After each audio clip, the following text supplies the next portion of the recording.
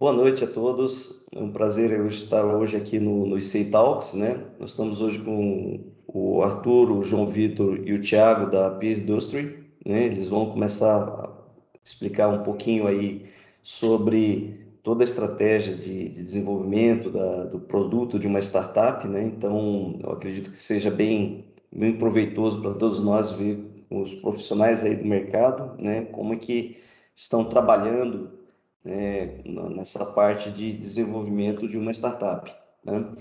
Em nome da PUC, eu queria agradecer aí ao pessoal da Pindustry por estar participando aqui com a gente, né?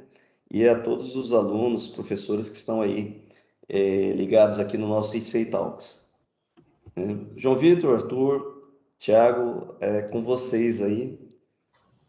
Qualquer dúvida, qualquer problema, estamos aqui para auxiliar. Beleza, deixa eu compartilhar aqui então.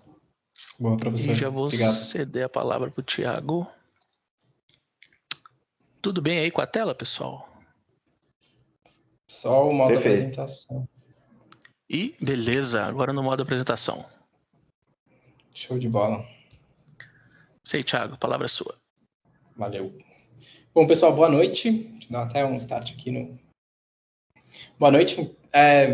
Meu nome é Thiago, eu faço parte do time de desenvolvimento da Peerdustry e estou aqui junto com o pessoal da Peerdustry também para contar um pouco sobre o nosso ciclo de desenvolvimento e principalmente como ele se conecta com a estratégia da empresa como um todo. Em outras palavras, a gente tem uma paixão muito grande para garantir que a geração de valor real aconteça através do código que está sendo produzido dentro do time de tecnologia e de desenvolvimento. E como a gente garante que essas entregas que a gente está fazendo, seja via sprint ou seja via projeto estratégico, que a gente vai falar um pouco disso hoje, está realmente em linha com os objetivos maiores e realmente entregando o valor que a empresa precisa. Queria agradecer a oportunidade aí de poder estar aqui falando com vocês, como o Thiago, como o Peerdustry, todo mundo que está aí presente, o professor Ribeiro que convidou a gente que está mediando e a PUC Minas pelo espaço, muito obrigado e vamos nessa.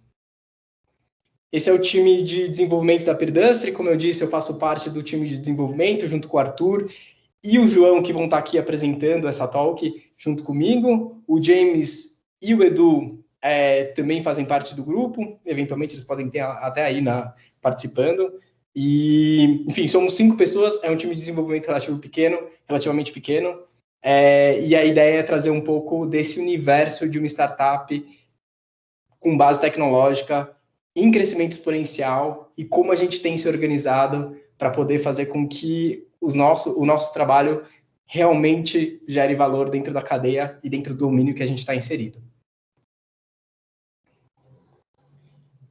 Boa.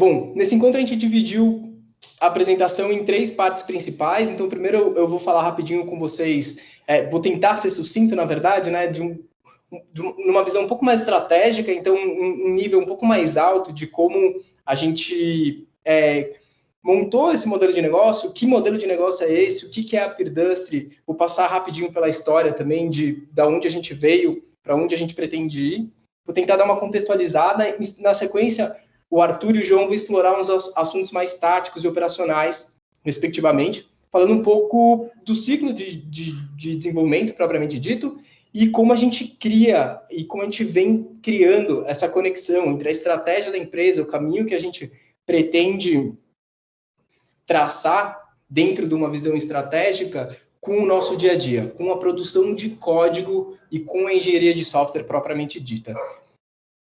E a própria organização do código, como a gente faz isso, como a gente lida no dia a dia, vai ser também abordado aqui nessa conversa. Então, rapidamente, uma trajetória sucinta da Peerdustry, resumida, né? Então a gente está desde 2015 moldando esse modelo de negócio que eu vou apresentar para vocês. A gente dentro desse tempo a gente colocou 3 produtos no ar, a gente começou lá atrás com o MVP para tentar entender qual que era a receptividade do mercado dessa solução que a gente estava propondo. Aí a gente passou por um protótipo, numa stack de prototipação mesmo, com funcionalidade-chave, mas que a gente já conseguia medir o engajamento e o interesse dos nossos stakeholders principais dentro daquela solução que a gente estava entregando, até o produto como é hoje, que também vai ser apresentado aqui para vocês. Então, desde 2015 até hoje, a gente está moldando não só o produto, mas toda a estratégia e todo o modelo de negócio da empresa também. A gente passou por 2 rodadas de investimento, principalmente, tá? Então, foram rodadas anjo, espaçadas entre si, mas dentro de um caráter de anjo mesmo. E, recentemente, no final de 2020, início de 2021, a gente fez uma rodada seed com um fundo e a gente passou por pelo menos 3 pivotamentos aí desse modelo de negócio que eu queria apresentar para vocês agora. A Peerdustry, de uma forma bem sucinta, em poucas palavras, ela é uma plataforma de manufatura sob demanda. Que, na verdade, isso é um afunilamento de um modelo de negócio muito atual e disruptivo, que chama Expert Two-Sided Marketplace. Então, diferente de um marketplace que a gente está acostumado, eventualmente, a consumir serviços, ele tem uma componente muito importante que é lidar com alta criticidade. Então, a gente continua fazendo esse papel de unir as pontas, de unir 2 pontas que são principais dentro disso, mas a gente tem, junto disso, uma criticidade importante que acaba fazendo com que a moderação desse marketplace, ela esteja sempre em evidência.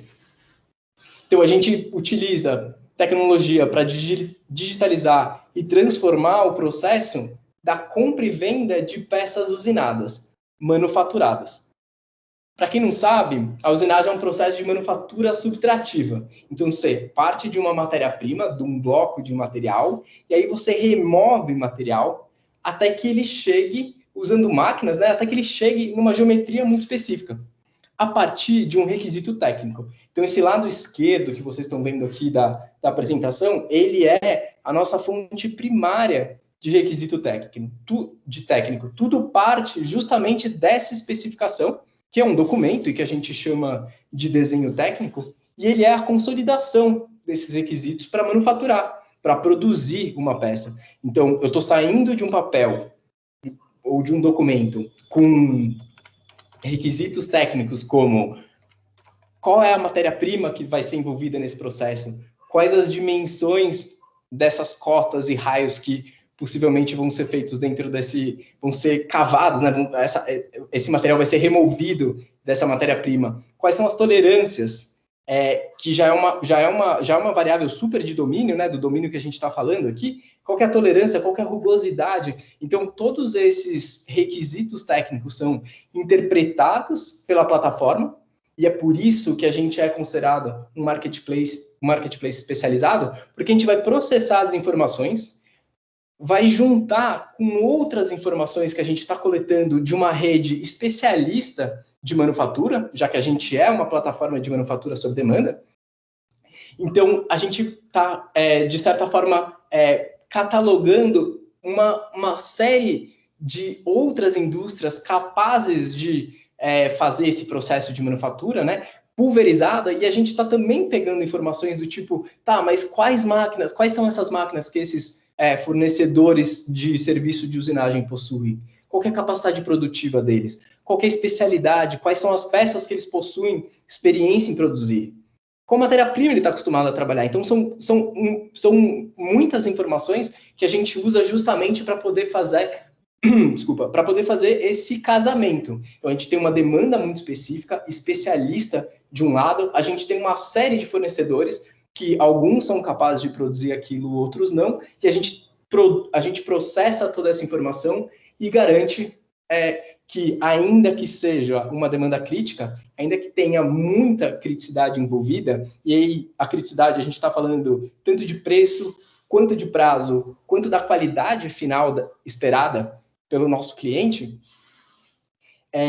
para poder fazer com que esse trabalho seja bem sucedido, ou seja, para que essa transação realmente gere valor para ambos os lados.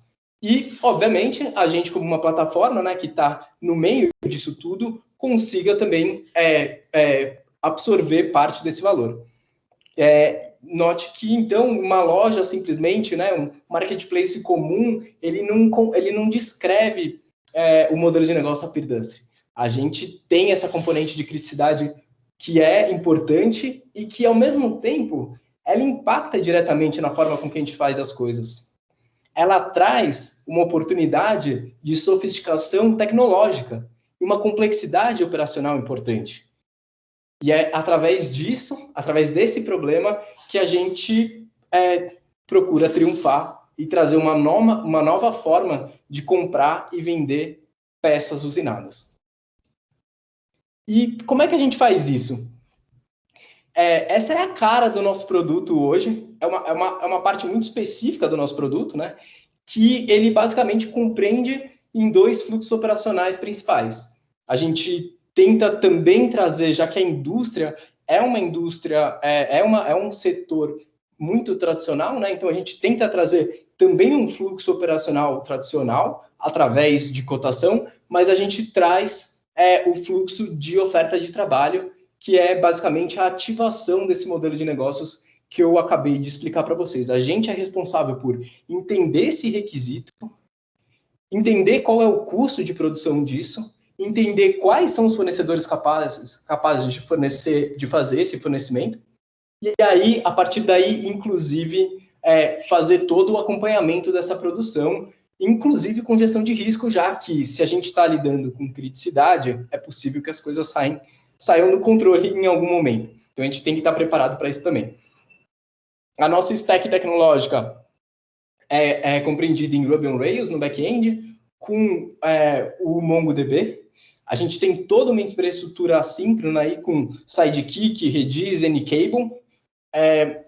A gente utiliza o Ember.js, que é um front-end JavaScript, e tudo isso em cima de uma arquitetura de microserviços.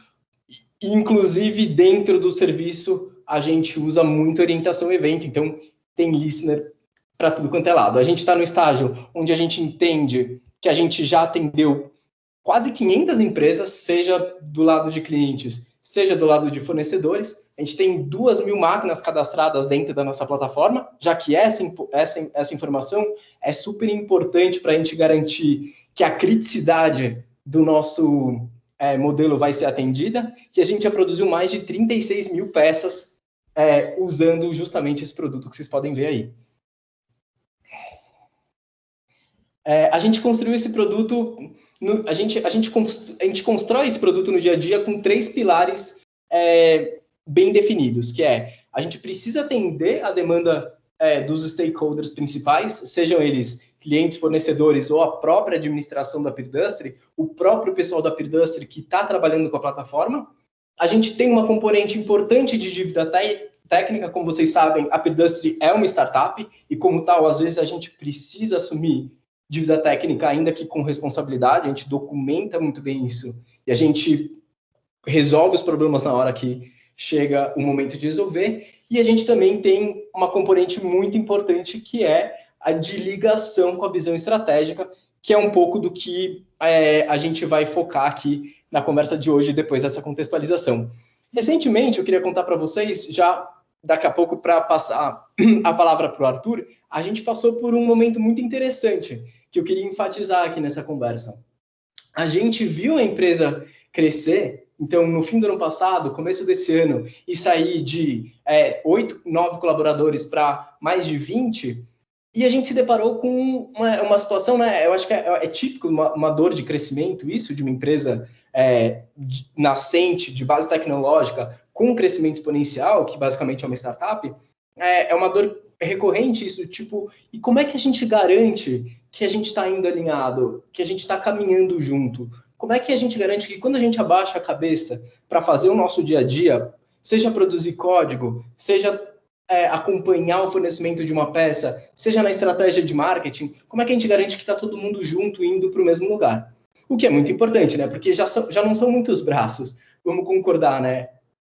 E aí, se a gente não estiver remando todo mundo para o mesmo lado, acaba que a gente acaba se cansando muito e cobrindo pouca distância. E aí foi nesse contexto que a gente foi atrás de uma ferramenta e talvez a gente tenha adotado, se deparado e adotado, João, com a ferramenta mais comum que tem de resolver esse problema, que é chamado de OKR. E ele resolve exatamente o problema que a gente queria muito resolver, que era uma metodologia para escalar a execução. Como a gente garante que a execução está escalando de forma saudável? Então, beleza, a gente sabe, a gente estudou, a gente tem confiança em como a gente consegue escalar o produto, mas como a gente consegue escalar a execução? Como é que a gente garante que está todo mundo indo para o mesmo lugar? Que a gente está conseguindo absorver essa energia de todo mundo e canalizando ela para onde a gente acredita que seja o melhor caminho. E a gente se deparou com essa metodologia e ela se encaixou como uma luva no nosso problema, que é a objetiva de objetivos e resultados chaves. Em inglês, Objective and Key Results. E ela faz isso, ela escala essa execução através de... Eu vou dar, na verdade, uma introdução muito rápida à metodologia. Eu acho que, a partir dos exemplos, vai ficar bem mais claro, tá? Então, eu gosto de falar que eu vou contar um pouco da anatomia da metodologia.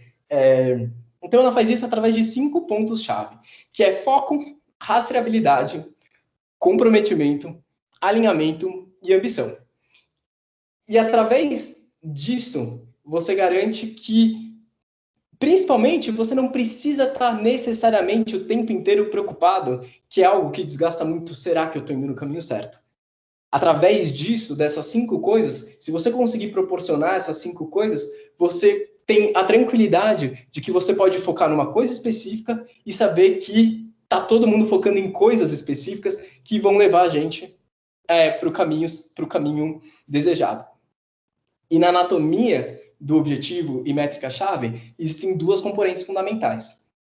O objetivo, estou falando super rápido porque eu estou contando o tempo aqui para ele. O objetivo, que é justamente esse objetivo aspiracional, é um alvo, é onde a gente quer chegar. Qual é o direcionamento? O que eu preciso alcançar? E, do outro lado, uma outra componente fundamental, ou outras componentes fundamentais, são essas métricas-chave, que elas trazem essa tangibilização. Elas colocam o pé no chão e garantem que existe um framework, um arcabouço mensurável de coisas que, ou de forma incremental ou simultânea, se esses passos forem cumpridos, eles vão garantir que o seu objetivo está sendo alcançado. Então, você não precisa mais focar na subjetividade do objetivo. Você precisa executar e fazer com que os seus KRs caminhem para o lado que você gostaria de que eles caminhassem. E eu digo para o lado que você gostaria porque é comum a gente ver uma métrica-chave que você gostaria que ela diminuísse, ou aumentasse, ou que ela se mantivesse. Então, é importante também a gente dividir a natureza dessas métricas-chave, desses resultados-chave. E aí, dentro desse arcabouço, existe uma componente interessante também, que já é, na verdade, um desdobramento da metodologia, né? Então, talvez o Google seja quem empregou essa metodologia com maior sucesso, seja o exemplo de maior sucesso, que é justamente a iniciativa, que dentro da PeerDustry a gente chama de projeto.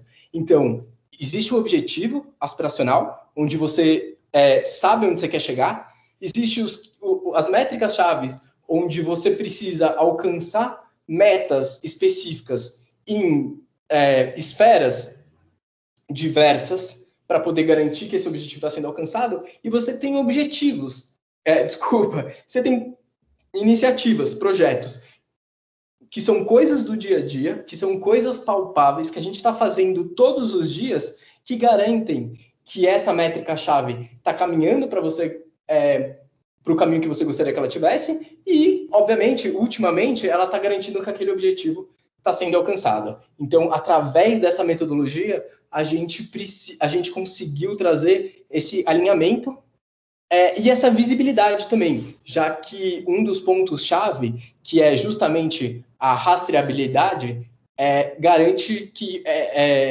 isso está aberto dentro da empresa. Então, é importante que as pessoas entendam para onde a empresa está indo, para onde cada uma das áreas está indo, e em que em que iniciativa, né, em que projeto estratégico cada uma das pessoas estão trabalhando.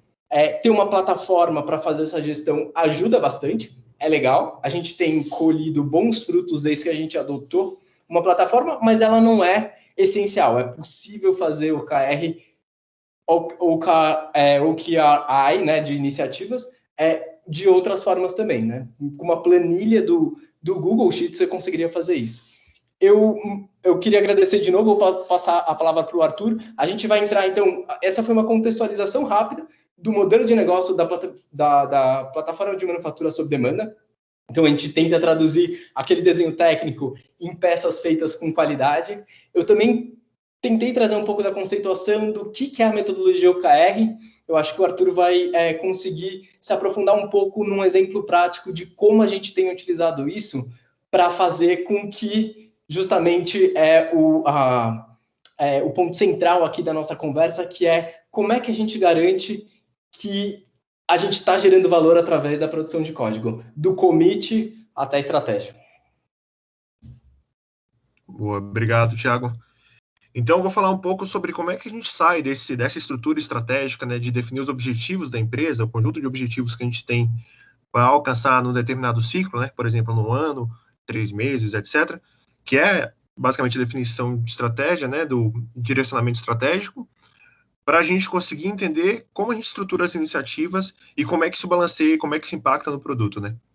Vai lá, João, por favor. Bom, a primeira coisa que a gente precisa entender é que esse produto está no ar, e como um produto em produção, a gente precisa dar manutenção e suporte para esse produto. Então, a primeira coisa que a gente precisa entender antes da gente começar a direcionar os próximos passos do produto é manter ele funcionando agora, né? E isso é o que a gente chama de operação, né? A operação de engenharia de software aqui no caso é justamente continuar de fazer de forma contínua a evolução e manutenção desse produto, tá? E como o Thiago falou, por exemplo, seja resolvendo dívidas técnicas, seja resolvendo bugs, ou seja adicionando novas funcionalidades ou atendendo demandas que o pessoal, administradores, clientes, fornecedores estão trazendo para a gente no dia a dia e que vão facilitar a vida deles para operar a plataforma, né? Então, a gente tem que entender que existe a operação, tá bom? Essa operação, como eu falei, é para manter o produto, trazer melhoria contínua, resolução de problemas que existem no produto atualmente, e é feito através de entregas contínuas, né? Essas entregas contínuas, que a gente faz geralmente a cada 2 semanas, essa realização a gente chama de sprint, né?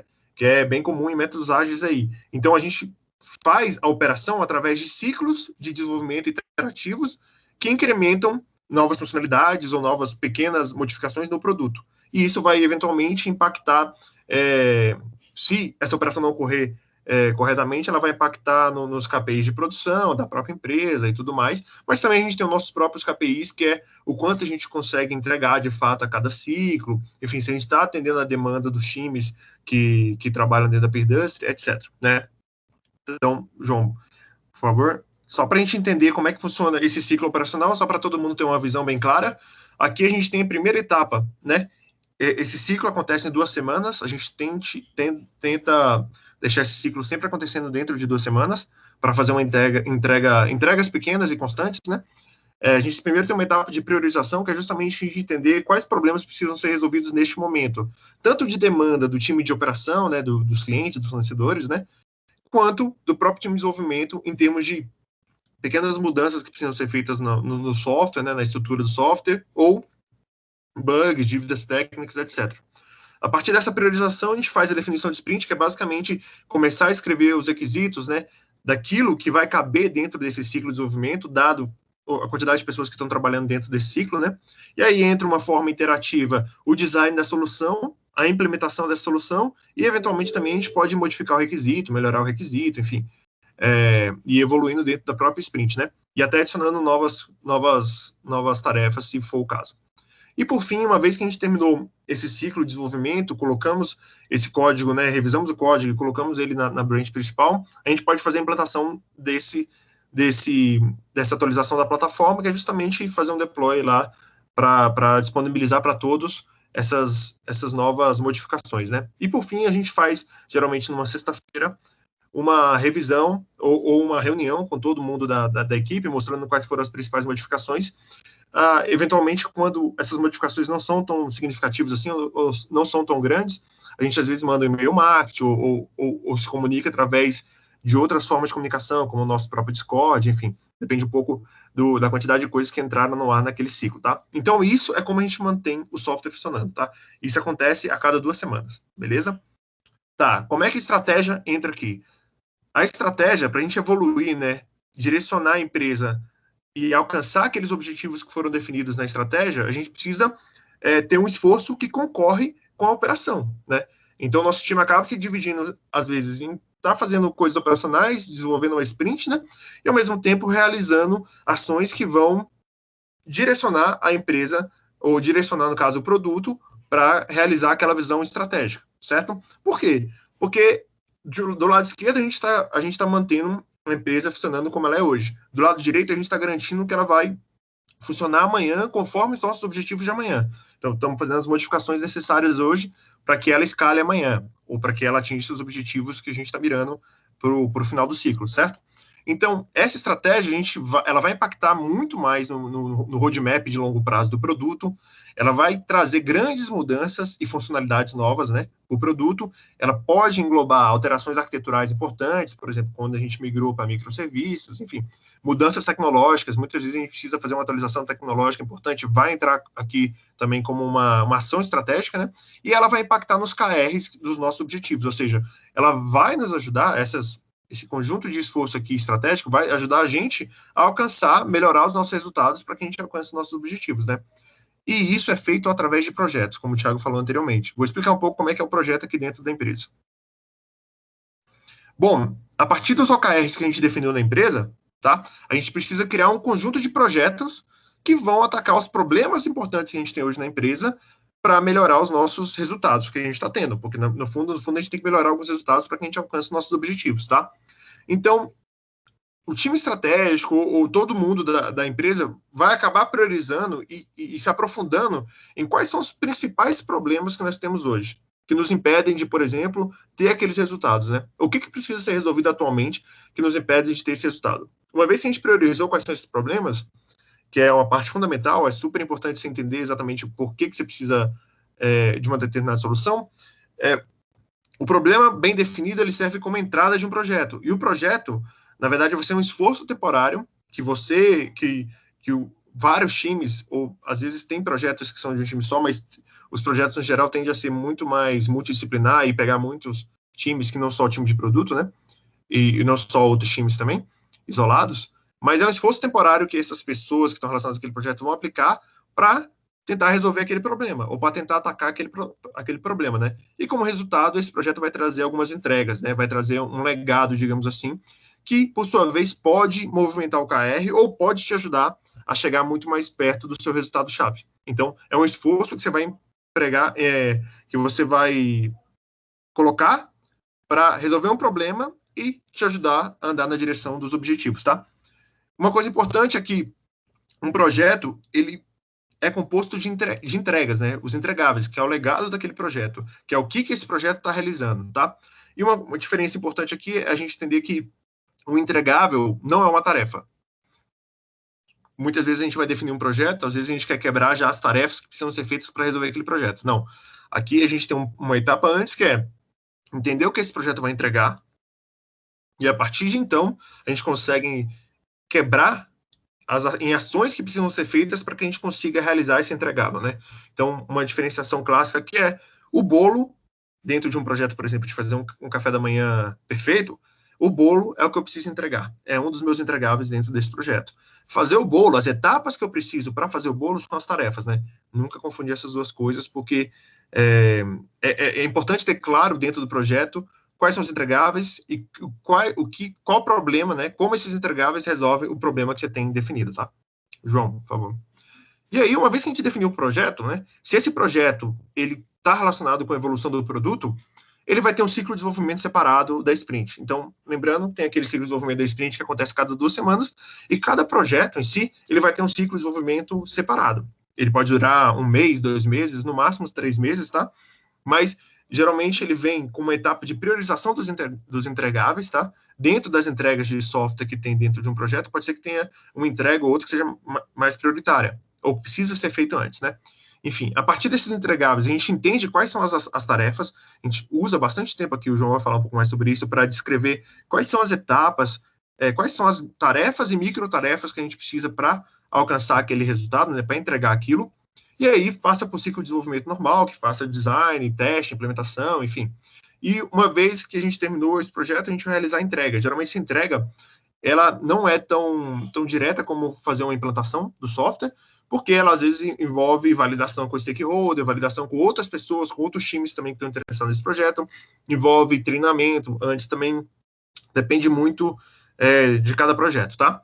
Mas sempre tem essa etapa de entrega e revisão, e por fim entra no ciclo de manutenção, que por sua vez pode ir para o ciclo de sprint normal, uma vez que esse código do projeto, uma vez que é incorporado, ele vai ser incorporado no código principal, né, e vai ser atualizado na plataforma, tá bom? Então, esses ciclos de projeto rolam paralelos a sprint, tá bom? São esforços paralelos. Pode ir, João. A gente queria trazer um exemplo aqui, só para deixar um pouco mais claro o que é um exemplo de um objetivo, tá? De um OKR dentro da nossa empresa mesmo, uma vez que vocês já entenderam um pouco como é que funciona a Peerdustry, e como é que a gente saiu dali, entendeu um dos problemas que a gente precisa resolver para chegar nesses resultados, né? A gente vai mostrar, e criou um projeto, tá bom? Então, o objetivo aqui que a gente trouxe é bem aspiracional também, que é possuir a melhor solução em compra de peças usinadas, tá? E a gente trouxe 3 resultados chaves que a gente considera que sejam importantes a gente alcançar para que a gente vá em direção a esse objetivo, né, de ser a melhor solução de compra de peças usinadas, tá? Possuir o NPS acima de 8, o NPS é uma métrica basicamente de fidelidade de cliente, de avaliação do cliente, ou quanto esse cliente está disposto a te sugerir para os amigos dele, por exemplo. De modo geral, bem resumido, um valor que vai de 0 a 10, né? E, claro, você quer estar mais próximo de 10 possível. No caso aqui, a gente quer aumentar para 8, tá? Reduzir em 20% os atrasos de produção. Então, aqui, por exemplo, nesse contexto, a gente está considerando atrasos de produção sendo um dos problemas que não deixa a gente ser uma das melhores soluções. Então, a gente quer reduzir isso em 20% do valor atual e aumentar em 20% as peças entregues sem problemas de qualidade, que é outra coisa também que acontece, que às vezes a peça chega e ela não está exatamente de acordo com o requisito técnico que foi colocado lá anteriormente.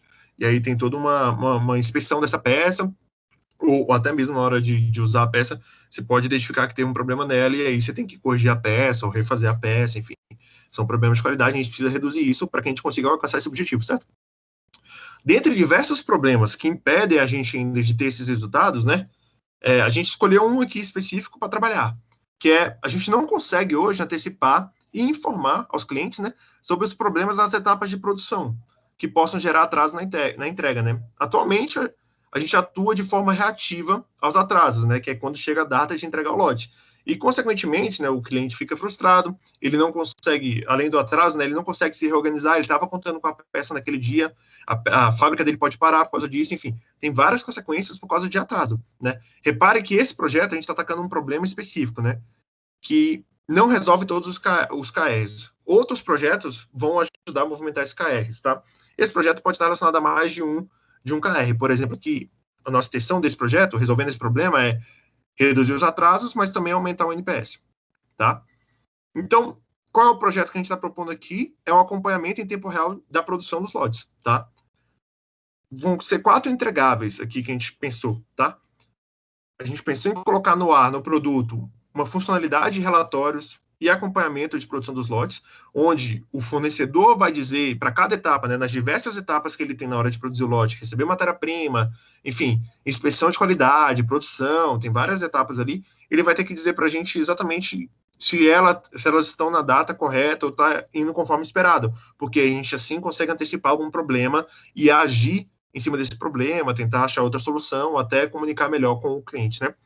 A gente pensou também em ter uma infraestrutura de WebSocket para permitir que a gente faça uma comunicação em tempo real com o nosso cliente, né? Então, disponibilizar também esse relatório para o cliente, toda vez que o fornecedor fizer uma atualização, né, nessas etapas, o cliente também tem acesso, e a Peerdustry também tem acesso, né? E aí tem dois outros entregáveis, olha só, que não tem nada a ver com o produto, que é uma campanha de marketing para clientes, que é justamente para divulgar essa nova funcionalidade, e treinamento para fornecedores, porque eles vão ter uma coisa a mais para fazer na plataforma, né? Que vai ser importante, então, eles terem esse treinamento, fazem parte das entregas desse projeto, né? É isso. Agora eu vou deixar, só para a gente recapitular aqui, definir um objetivo, né, um ou mais objetivos da empresa. Cada objetivo desse, né, eles têm os resultados chaves que nos guiam para alcançar esse objetivo. A gente quer chegar nesse resultado, tá? Para cada KR desse, ou para mais de um KR, a gente cria projetos para abordar os problemas existentes, né, na empresa, para melhorar nossos resultados. E para cada projeto desse, a gente quebra ele em entregáveis, né? Que é justamente o que está sendo realizado nesse projeto, né? Então, para entender agora como é que a gente chega até o commit, eu passo a bola aí para o João. E é isso, João. Valeu. Beleza, valeu, Arthur. Muito obrigado. Bom, então, boa noite. O que é legal a gente falar aqui e introduzir, né? Que o repositório, uma vez que a gente está falando de produto, uma vez que a gente está falando de engenharia de software e código, é o meio pelo qual a gente realiza as entregas, né? É nele que a gente trabalha o tempo todo e é ele aí a nossa fonte de verdade com relação à engenharia de software. Uma coisa que é legal ressaltar, né? Eu gostaria de começar a minha parte com essa fala, que é a fala do professor John, né? O John, ele é professor da Universidade de Stanford, autor de linguagem de programação, autor de livros, e ele fala nesse livro dele, de 2018, ele abre o livro falando isso aqui, que o problema mais fundamental em ciência da computação é a tarefa de decomposição de problemas, né? Como dividir um problema complexo em partes que possam ser resolvidas de forma independente, que é exatamente isso que tanto o Thiago quanto o Arthur vieram falando até agora, né? A importância da gente ter essa coesão, né? Então, o repositório, ele visa ter uma alta coesão, e eu vou mostrar para vocês como que isso é feito. Primeiramente, é legal falar que ele possui 3 níveis, né? Um nível mais abstrato, que é a milestone ou a sprint, né? Que o Arthur acabou de mostrar. A issue, que é o nível mais intermediário, e o commit, que é aquele que nos importa, porque no final das contas o commit é que é a efetivação da entrega, né? Então, para a gente poder entender um pouquinho melhor isso aqui, eu vou abrir de fato o nosso repositório aqui. Vamos aqui no... Vocês estão vendo o browser certinho aí, o repositório, né? Sim. Me deu um... Beleza. Então, o que a gente tem aqui, né? A nossa milestone, ou a nossa sprint. O que é importante com relação à fala do professor John ali? É que, bom, se essa milestone aqui, ela é relativa àquele projeto que o Arthur acabou de falar, né? A gente só pode ter issues aqui com relação a isso, né? A gente não pode ter nenhuma issue aqui que lidam com outras coisas. Então, se a gente olhar todas as nossas issues listadas aqui, todas fazem referência àqueles entregáveis lá, né? Que basicamente é a infraestrutura de WebSocket e também a nova página a nova forma, a funcionalidade para poder os fornecedores fazerem, né, ajudar a gente a fazer esse acompanhamento da produção, tá? Então, o que a gente olha aqui? Que de todas essas issues aqui, né, que compõem a nossa sprint, a nossa milestone, umas já não estão a fazer, bem naquela ideia de Kanban que todo mundo está acostumado, o pessoal vê muito. A gente tem coisas que a gente ainda não fez, tem coisas que estão abertas e tem coisas que já foram concluídas, né? E a gente sempre faz o bom uso das tags aí para dizer aspectos específicos, né, e dar uma significação maior para uma issue, né? Então, por exemplo, essas aqui que já foram concluídas tem relação à infraestrutura, tem relação ao WebSocket, né? Então, conforme a necessidade, a gente faz aí o bom uso das tags aí, e normalmente quando a gente tem features, a gente marca com features aqui, como são essas outras issues aqui, tá? Então, olhando mais especificamente, então essa é a visão mais macro do repositório, né? Da milestone, ou do nosso sprint, e olhando para o lado mais específico agora, a gente tem as issues, né? Por exemplo, essa daqui. O que é importante a gente notar na issue aqui? Ela tem vários papéis, ela se presta a vários papéis. Se a gente fosse resumir a issue em uma única frase, dentro da PIR a gente ia dizer que a issue nada mais é do que a descrição de uma tarefa, né? A tarefa que compõe o entregável. Mas verdadeiramente para a gente na prática, a issue ela é documentação e um norte para o desenvolvedor e também para quem vai fazer a revisão do código, né? Aqui na Peer, eu vou falar mais adiante, a gente tem a prática constante de fazer revisão de código, inclusive ela tem 2 níveis, e quem vai fazer a revisão do código encontra aqui na issue a documentação, né? E aí facilita com que ele tenha um contexto para ele poder fazer a revisão, né? Porque às vezes ele está lá trabalhando com outras coisas, por mais que todo mundo tem está bastante integrado e bastante coeso quando um projeto é iniciado, né, uma sprint é iniciada, mas conforme o tempo vai passando, você vai trabalhando em outras coisas, você acaba esquecendo se você, né, exatamente os detalhes de um problema a ser resolvido, que é uma issue. Então, utilizando ela e bem descrita como está essa aqui, ajuda bastante quem vai fazer a revisão, né? É muito importante essa etapa para a gente, né? O Arthur frisou bem ali, que a gente faz um planejamento muito grande, né? Então, essa parte de levantamento de requisitos, elicitação de requisitos, engenharia de requisitos é muito importante, né? E a gente faz com muita cautela, com muita calma, com muita responsabilidade, para que a gente consiga, né, o objetivo final do nosso levantamento de requisitos é a escrita da issue, né, de forma com que a gente consiga diretamente ir para a produção, ir para o desenvolvimento do código, seguindo tudo que está aqui. Então, se a gente for falar de anatomia de uma issue, ela possui 3 partes principais, o título dela, que fala, né, qual que é a tarefa a ser feita. Nesse caso aqui, é uma tarefa que vai impactar o nosso fornecedor, né, e o objetivo aqui é adicionar uma página para atualizar o status da produção, né, para poder ajudar ali, lembrando, tudo isso naquele contexto do projeto, né, o que a gente quer é impedir o atraso, aumentar o nosso NPS, e a gente acredita que esse conjunto de issues vai resolver esse problema, né? Então, esse aqui é o nosso título, e aí vem alguns comentários que podem ser maiores ou menores para ajudar nessa contextualização, né? Então, o que a gente fala é que essa página, ela visa ajudar os fornecedores a fazer um reporte, né? Relatar o status da produção, né? De um dado lote, né? E aí vem as tasks, né? Que acabam sendo, deixa eu até aumentar um pouco aqui para ajudar a visualização, acaba sendo aquilo que tem que ser feito, né? Em teoria, cada taskzinha dessa aqui é um commit, né? Então, o que a gente consegue ver aqui? Que todas essas tasks, elas são muito coesas com esse objetivo de fazer essa página que é para atualizar o status da produção, né?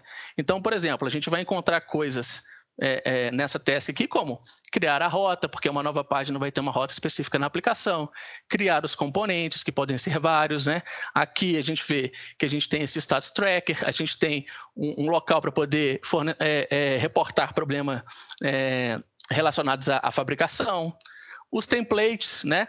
E aí tem todos os aspectos do template, por exemplo, um painel genérico para mostrar o estágio atual, enfim, todos esses que vocês estão vendo aqui, né? Então, a gente tem muita atenção nessa escrita aqui e para que a gente consiga ter um direcionamento muito bom na hora de programar. Bom, outras coisas que são importantes, né? A gente sempre tem um ciclo completo aqui, então é muito importante fazer todos os testes. Então, a gente vê aqui teste de integração e teste de aceitação também. Beleza? Outra coisa que é legal também aqui na issue, outro aspecto muito importante é esse que vocês estão vendo aqui agora. Ó. A issue, ela é um local de debate, de troca de ideias, né? Principalmente quando a gente vai propor um novo design, né?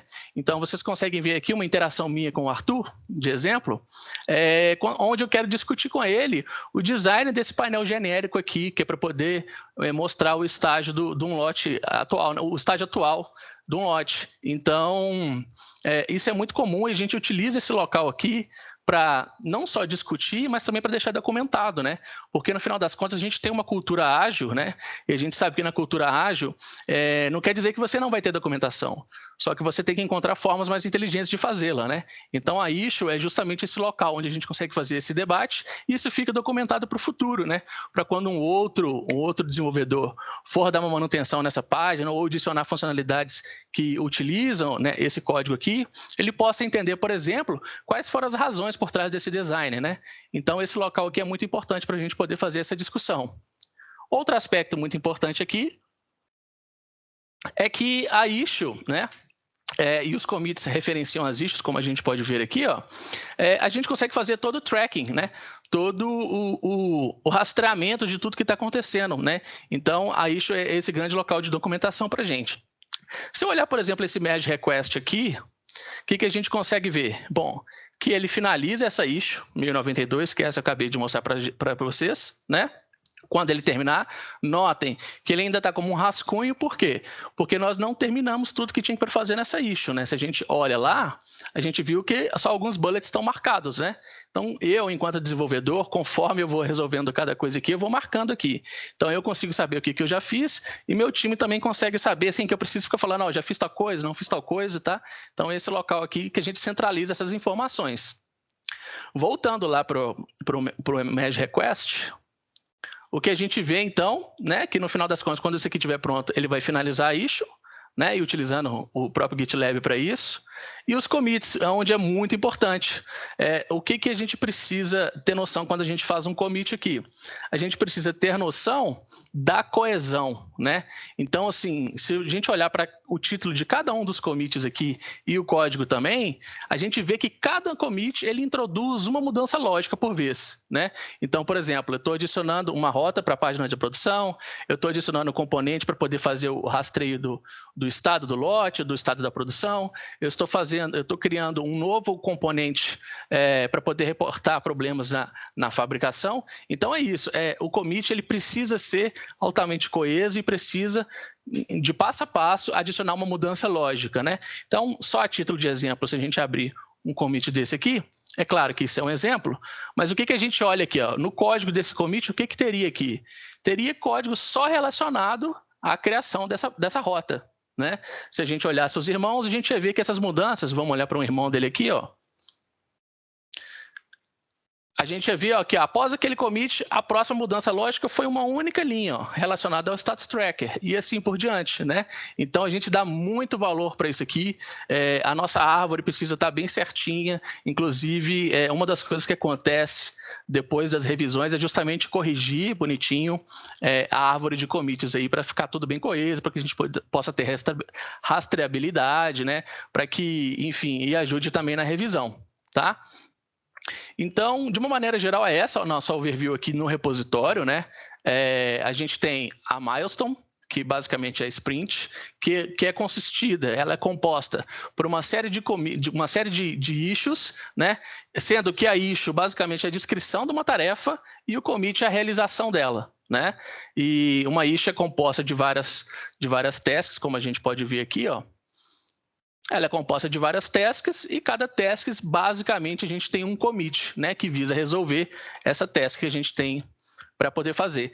Terminando essa issue e terminando o conjunto das issues, a gente terminou a milestone, a nossa sprint, e, consequentemente, a funcionalidade foi entregue, né? O projeto foi entregue. Então, voltando aqui para a nossa apresentação, né, temos aqui a nossa milestone, a issue, como eu falei, esse local que é documentação em norte, tanto para o desenvolvedor quanto para o revisor. Ela é também um espaço para discussão e documentação por consequência. Os commits, né, eles adicionam mudanças lógicas que referem às tarefas listadas na issue, né? Cada commit, uma mudança lógica. E como que é esse ciclo de vida, né, de uma maneira geral, tudo isso? Bom, existe a issue que foi escrita, ela é composta por essa série de commits. Uma vez que esses commits foram feitos, a gente passa por uma rodada de code review. Nós temos pelo menos dois níveis de code review. O primeiro nível é quando os outros desenvolvedores, no caso eu, James e o Edu, a gente faz a revisão do código um do outro, né? E o objetivo de fazer essa revisão inicial é para que, primeiro, chegue lá no Arthur e no Thiago, que é quem vão dar aquela olhada final para garantir a qualidade do código, chegue para eles mais redondo, para que evite que tenha round trips muito grandes, né? Muitas vezes, muitas iterações. E em segundo lugar, e talvez seja o mais importante, é para que haja disseminação do conhecimento, né? Então, como eu trabalhei numa funcionalidade X, eu possa ter feito uma coisa muito específica, uma coisa nova, e aí quando um colega vem e revisa, ele toma conhecimento, ele se empodera daquele código também, né? Não só para ele aprender uma coisa nova, mas para que ele no futuro possa, enfim, resolver outros problemas que podem necessitar dessas ideias que estão ali, né? E o segundo nível, como eu falei, de revisão, é onde o Thiago ali, o nosso líder técnico, e o Thiago, nosso CTO, e o Arthur, o nosso líder técnico, faz aquela revisão final ali, antes de, né, para garantir principalmente a qualidade do código, né? E também a correção, enfim, antes que ele possa ser submetido para o deploy, né? Então, uma vez que o code review é terminado, o quem conhece Gitflow aí sabe, a gente tem essa branch aí muito famosa, que é a Dev, ele é emergido lá na Dev, e aí isso vai ser o início de um outro ciclo de vida, que é o ciclo de vida de implantação, de deploy, que a gente não trouxe aqui, porque está um pouquinho fora do contexto, a gente não tem tanto tempo. Mas uma ideia geral é essa. Então, finalizando aqui, né? A gente tem os objetivos, que tem, né, todos os KRs que nos guiam para alcançar esses objetivos. Cada KR pode ter um ou mais projetos, né, para abordar os problemas existentes e melhorar os nossos resultados. Os projetos, eles são compostos por um conjunto de entregáveis, né, que representam o que o projeto está realizando. E o entregável, por sua vez, ele é composto por uma série de tarefas, né? Ou seja, através das tarefas que você consegue fazer a sua entrega, né? Então, no código, a tarefa ela é descrita pela issue e ela é concretizada pelos commits, né? Então, é assim que a gente sai desde lá da estratégia até o commit no repositório, seguindo essa metodologia nossa. Bom, por hoje é isso. Eu não sei, eu vou passar a palavra para o Thiago aí, se ele quiser finalizar, e para o professor Ilo também. Tá o QR Code aqui onde vocês podem fazer o scan, né? A gente está contratando, né? Eu vou deixar o Thiago falar um pouquinho sobre contratação aí. Fica à vontade, Thiago.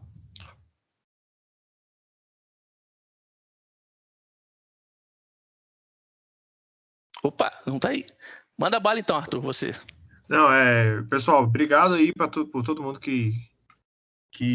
Opa, eu vi que alguém compartilhou aqui o QR Code. Foi eu.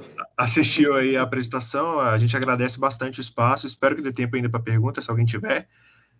Espero que tenha ficado claro também como é que a gente saiu do final do ciclo para o outro, e conta com a gente aí, se alguém quiser conversar mais sobre o assunto, se alguém quiser conhecer mais sobre a empresa também, fica à vontade, a gente está sempre aberto aí, disponível para conversas boas. Pô, pessoal, obrigado aí de novo, né? A gente estendeu um pouquinho aqui dos 40 minutos que a gente tinha se proposto, mas eu queria aproveitar, professor Ilo, se você puder também orientar a gente aqui nessa mediação, aproveitar esses 10 minutos para, de repente, trocar uma ideia aí com o pessoal, abrir para perguntas. A gente acabou falando bastante coisa aqui, queria muito entender e sentir como é que o pessoal recebeu isso. Não, primeiramente, aí, obrigado, Arthur, Thiago e João Vitor, pela excelente palestra.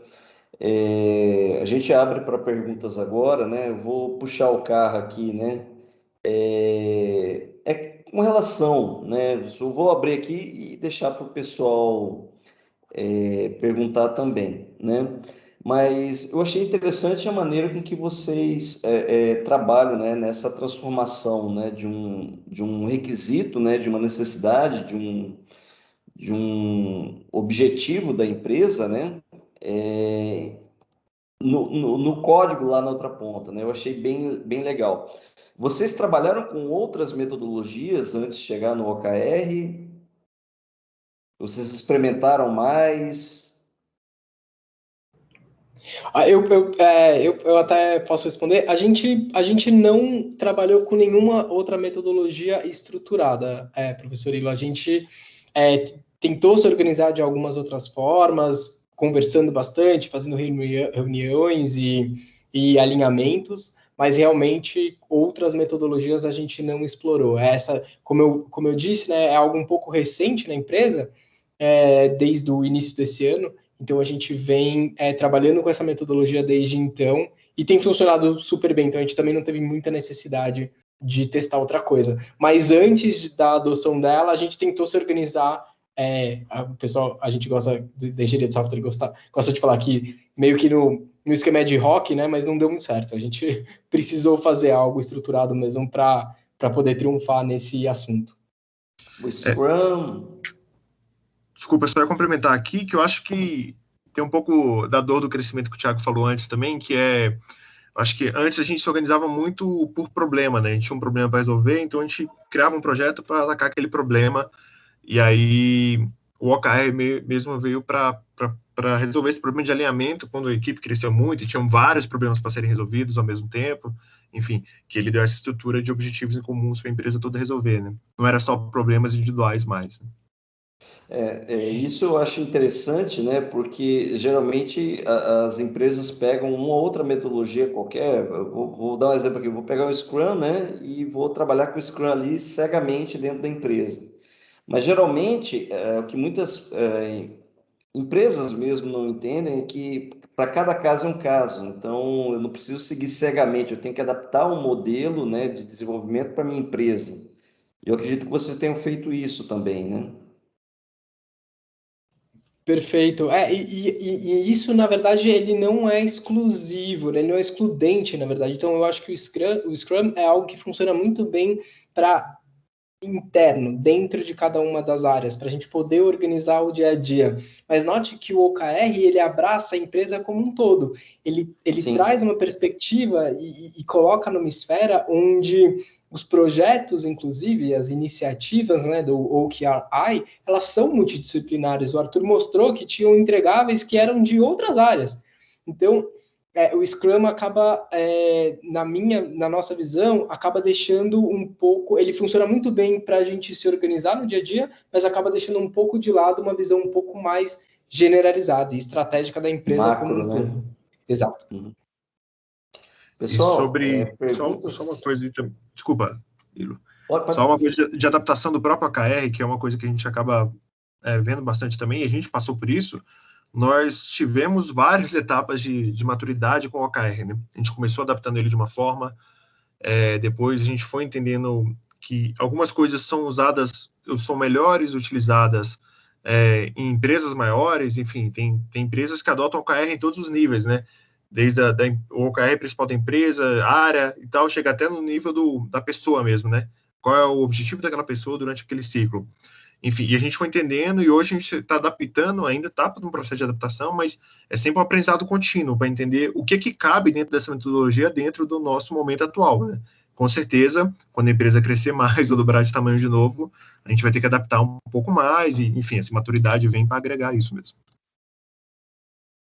Até Legal, na própria legal. escrita de objetivos, de key results, tudo isso a gente tem aprendido bastante, né? Porque, enfim, é um grande, enfim, uma grande escola todo dia estar aqui, porque a metodologia que a gente adotou esse ano, né? Então, a gente vai refinando cada vez mais, né?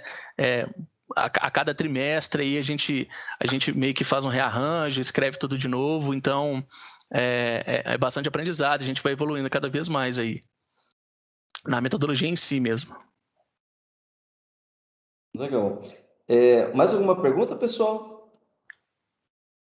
Eu tenho uma perguntinha Fiquem aqui, à vontade. que eu vi que nos commits de vocês fazem todos os commits em inglês. Vocês trabalham Aham. com estrangeiros também? Posso pegar essa aí para responder, pessoal? Não, Não? não. Brincadeira, Ju. Deixa A gente, eu. a gente, a gente é Brincadeiras. brincar, a gente é A gente brincalhão é também. brincadão, tá? Não liga não, pessoal. Atualmente não, mas a gente não se priva disso, né? Então, é uma prática muito comum dentro da nossa empresa, o repositório está todo em inglês. Comunicação interna ali é muito via Discord. Como hoje a equipe é toda do Brasil, a gente se comunica, né, na fala em português, mas a gente, sempre as nossas documentações, as coisas mais formais e principalmente o repositório, está em inglês porque a gente não quer, por exemplo, evitar e impossibilitar, por exemplo, da contratação de estrangeiros, né? É uma coisa que a gente quer fazer no futuro, porque, enfim, é complicado para o mundo inteiro contratar e a gente não quer se privar, por exemplo, de ter mão de obra estrangeira. Inclusive, João, até um ponto aí, né? A própria PUC aqui, ela está seguindo nesse caminho de internacionalização também. Hoje, até essa questão de home office, né? Você vê muitas vagas aí remotas e você acaba vendo muita gente de fora, pessoas boas aí para trabalhar, né? E de repente você bota o cara lá com o código todo em português, né? E aí, como é que gerencia isso, né? Você tem que traduzir para a pessoa, né? Então é bem interessante isso aí. E cada vez mais, gente, vocês vão ter que acostumar a trabalhar em inglês, viu?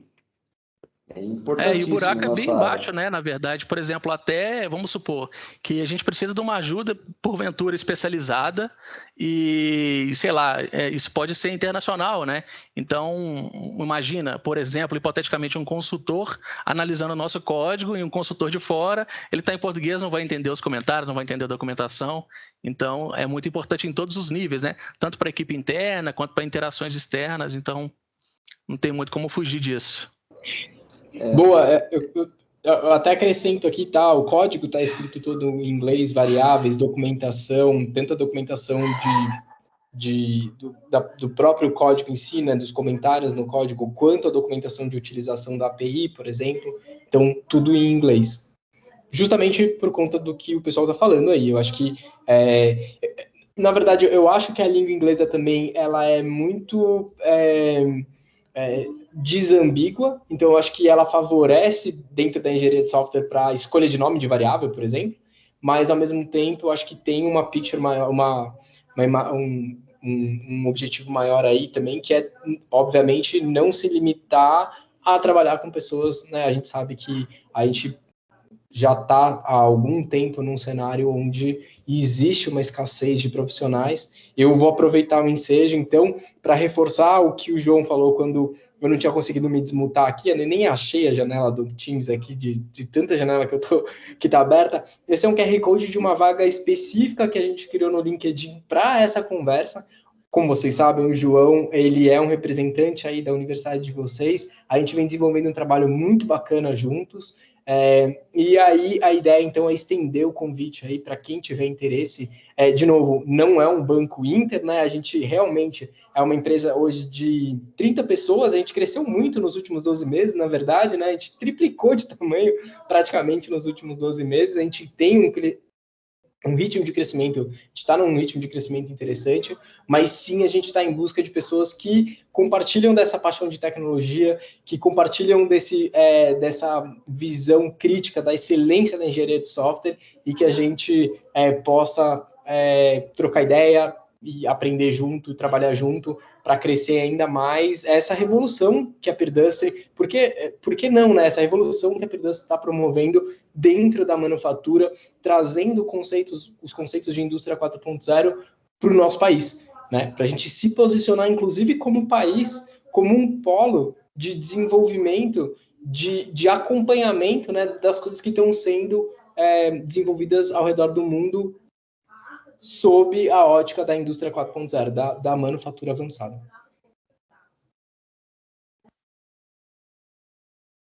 Oi, ele está no mudo, desculpa. Tá mudo, professor. Opa, tô devendo $1 para cada um aí. A gente tem essa brincadeira. Quando você está falando no mudo, viu? O Thiago está devendo também já.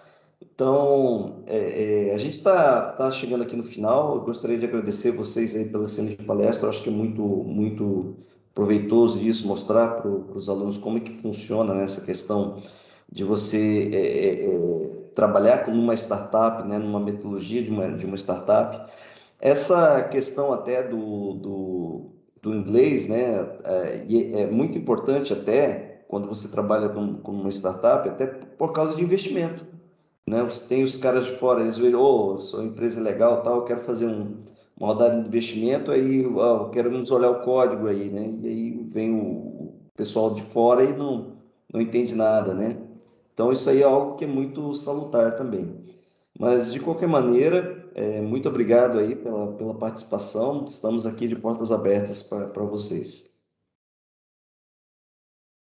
A gente que agradece, professor. De novo, é fácil encontrar aqui o pessoal, o Arthur Delspost, o João Vitor Ramires Guimarães, o Thiago Petroni no LinkedIn.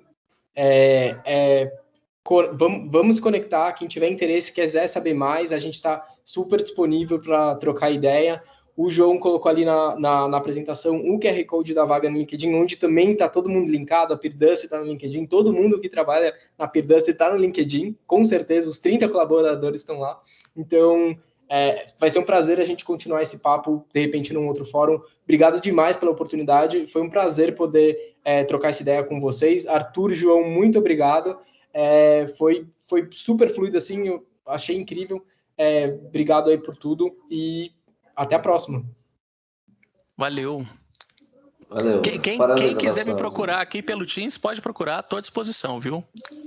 Quiser saber mais da empresa, quiser saber das vagas, estou à disposição, pode mandar mensagem.